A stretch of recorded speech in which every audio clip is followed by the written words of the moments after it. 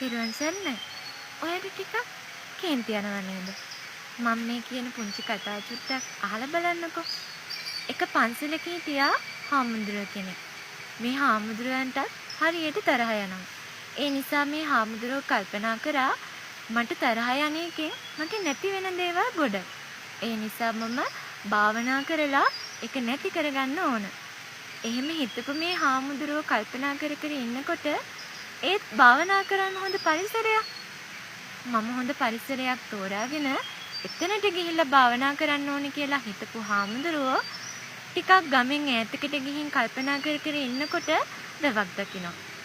මේ වැව මැද්දට ගිහින් භාවනා කරොත් මට කරදරයක් නැතුව හොඳට භාවනා කරගන්න පුළුවන් කියලා හිතපු හාමුදුරුවෝ ඔරුවක නැගලා වැව මැද්දට ගිහින් භාවනා කරන්න පටන් ගන්නවා. මෙහෙම භාවනා කර කර ඉන්නකොට තව එක විශාල ඔරුවක් ඇවිල්ලා තමන් භාවනා කර කර ඉන්න ඔරුවේ ගැටෙනවා වගේ හැඟීමක් දැනෙනවා. ඊට පස්සේ හාමුදුරුවන්ට ලොකු තරහක් ඇති වෙනවා.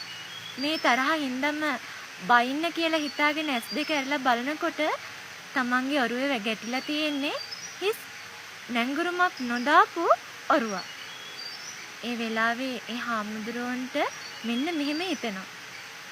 මේ හිස් ඔරුව ගැටිච්ච හින්දා මට ලොකු තරහක් ඇති වුණා. ඒත් ඒ ඔරුව හිස් නිසා මට ඒ තරහව නැතිව ගියා. මේ හැම දෙයකටම මුල මගේ සිත නේද? මෙතන ඇත්තටම මිනිස්සෙක් හිටියනම් මගේ තරහව ඇති වෙලා මං ඒ පුච්චරයට කෑ ගහන්න ඉඩ තිබුණා. මේක නැති වෙලා ගියේ මේ මගේ ඔරුවේ ගැටිච්ච ඔරුව හිස් නිසා. මේම හිතලා ඒ වෙලාවේ භාවනා කරලා හාමුදුරුවෝ ආයෙත් පන්සලට ගියා.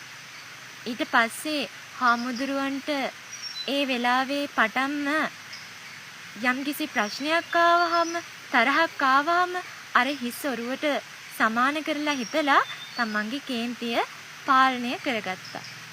ඔයාටත් හිතන්න දෙයක් තියෙනවා. අපිට දුක, තරහව, සතුට මේ හැම කාරණාවක්ම ඇති වෙන්නේ මේ හිතින්ද. ඉතින් හිතෙන් ඇති වෙන දේවල් හිත නිසාම නැති කරගන්න පුළුවන් නම් අපිට ඇති වෙන ගොඩාක් ප්‍රශ්න වලට උත්තරයක් හොයාගන්න පුළුවන්. ඒ නිසා Tamanට තරහක් ආවම මේ කතාව පොඩ්ඩක් හිතන්න. හරියට අර හිස් වුණ ඔරුව වගේ Tamanගේ ප්‍රශ්න වලටත් හිස් වෙච්ච පිළිතුරක් ලබා දෙන්න.